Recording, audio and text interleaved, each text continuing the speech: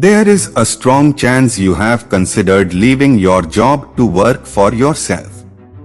After all, it seems like everyone else is doing it these days. And as the gig economy expands, this pattern is becoming ever more obvious each passing year. But is that a wise move? Here are 10 advantages and 10 disadvantages of working for a company versus working for yourself that you should be aware of if you are considering switching. Advantages of working for company. 1. A consistent salary. The security it provides in terms of finances is the main advantage of having a job versus working for yourself. When you receive a consistent income each month, you may relax knowing that your future and money are secure. You would be paid even if the business didn't make any money this year. 2. Simple budgeting. As an employee, you will have a consistent and predictable source of income, making household budgeting simple. Parts of your income can be set aside for needs, wants, savings, investments, and emergencies, among other things. Therefore, you can arrange your life without worrying about unpleasant shocks. 3. Perks and advantages. The advantages and privileges that you are entitled to as an employee are yet another wonderful aspect of the job. A few examples of this kind of compensation are paid holidays, reimbursements, allowances, parental leaves, health insurance, retirement plans, and pensions. You might wish to stick with the organization if you take advantage of these advantages. 4. Continued development. Consistent growth can be both a pro and a con, depending on how you look at it. However, for the majority of workers, the knowledge that they would receive raises on a regular basis is sufficient incentive and reassurance to remain with their firm. 5. Promotes social competence. Being an employment has the added benefit of enhancing your social skills because you are always conversing with coworkers. Being an employee exposes you to a setting where you can practice your social skills, whether it's about something relevant to your job or something completely else. Disadvantages of working for others. 1. Fixed hours of work. Being an employee may be one of the most unsettling things because it dictates your entire schedule. You are required to adhere to set working hours. Your employment will have a significant impact on how your day proceeds unless your employer has given you benefits related to flexible hours. 2. Slow and fixed salary increases. It is undoubtedly unpleasant to have to agree to a pay at an interview and then adhere to it for the rest of the year. While having a steady salary provides security, it also places a restriction on your potential progress because you must wait a full year before receiving a potential rise. 3. Go to work. Going to work wastes your time, energy, and money in 3 different ways. It's a lose-lose-lose scenario because it not only costs you money for fuel and wastes your man-hours that you could be employing to complete your work. Going for business will be difficult if you don't work remotely. 4. Experienced micromanagement. Many managers and supervisors have a tendency to micromanage their employees, which means that they keep tabs on even the tiniest of their acts and criticize them when they don't perform in a certain way. In other words, they don't necessarily want things the way that would be most comfortable and natural for you, they want it the way that they prefer. 5. Constraints of company policy. You are obligated to abide by your employer's rules and regulations as an employee. It's true that certain policies are more flexible than others, but you typically have little influence over those choices. Additionally, you can face consequences if you don't adhere to the rules to the letter. Advantages of freelancing. 1. Adjustable hours. As a freelancer, you are not subject to the same strict working restrictions that an employee is. You are free to change your plans as needed and work when you feel most productive. If you are a student, a stay-at-home parent, or you are just not a morning person, this kind of flexibility is very helpful. 2. Saving time.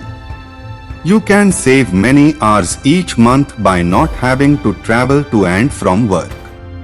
You can use the extra time you now have to spend it with loved ones, work on more projects, volunteer, or just unwind and engage in leisure activities. 3. Possession of money. Although a steady salary for an employee is not something to take for granted, your employer still has influence over that revenue. You have that control and the freedom and obligation to make your own judgments when you work as a freelancer. Through self-evaluation and market research, you can choose your prices. 4. You keep 100% of the revenue. There is no need for an intermediary because you sell your services to your customers directly.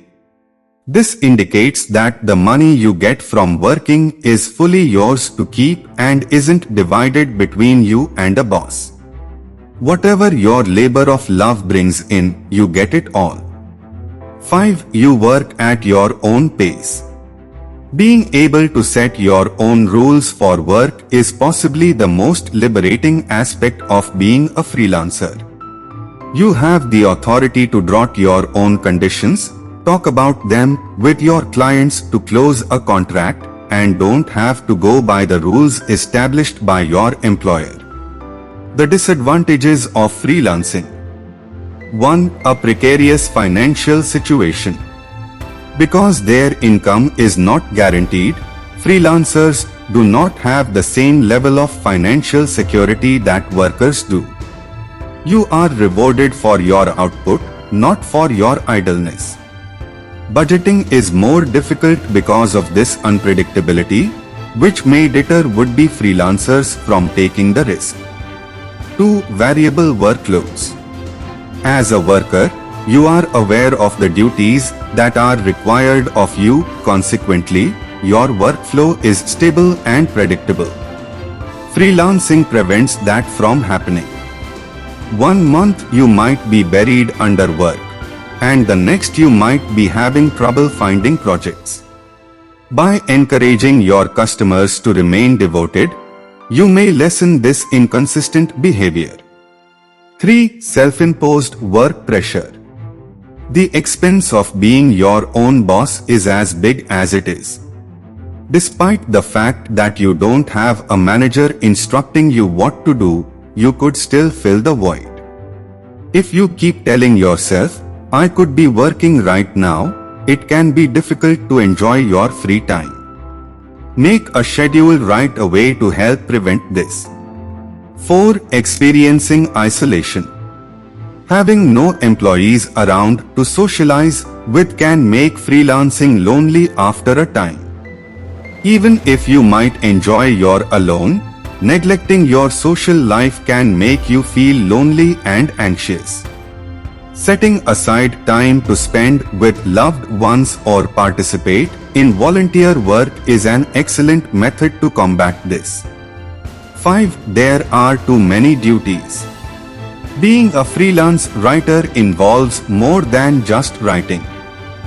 You are in charge of marketing, IT, client satisfaction, HR, accounting, legal operations, administrative, purchasing, etc. as the single proprietor of your company. The sum of all of this can be very daunting. It's a smart idea to hire experts to take on some of these duties if you have the money for it. Justify risk and reward. A freelancer is substantially different from an employee in many ways. The former is appropriate for someone who values stability and security, whilst the latter can be more fruitful if you are willing to take a chance. In the end, it is entirely based on your personality and way of living. What suits you the best? Which do you value more, freedom or security, for the purpose of finding a solution? Everything hinges on your personality. Now that you have seen the advantages and disadvantages of your options, it all depends on your personality, your decisions, and what you want from your professional life. Nothing indicates that one way is superior to another. They just differ, each with unique advantages and disadvantages.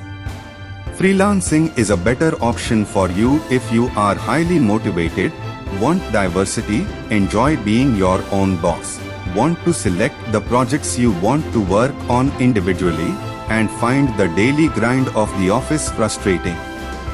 Also keep in mind that choosing one of them will not tie you to it indefinitely. If your preferences change over time, you can easily switch back and forth between full-time job and freelancing. Consider your job goals, conduct some self-analysis, and choose the best or at least most appropriate career route for you.